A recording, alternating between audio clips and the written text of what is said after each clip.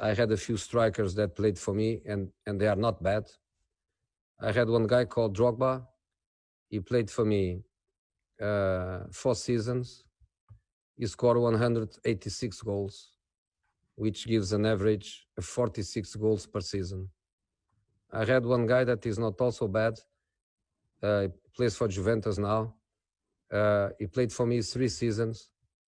He scored 168 goals, which gives an average of 56 goals per season. I had another guy that is not also bad, called Karim Benzema. He played for me 3 seasons.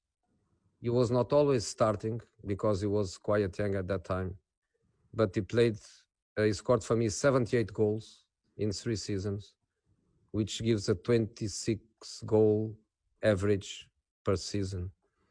I had another one called Milito. He played 1 season for me. He scored 30 goals. He won 3 titles. I had another guy that plays for me 1.5 season. I say 1.5 because in the other half, he had a big injury.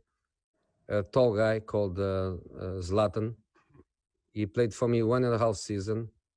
He scored 58 goals, which gives a 29 average per season.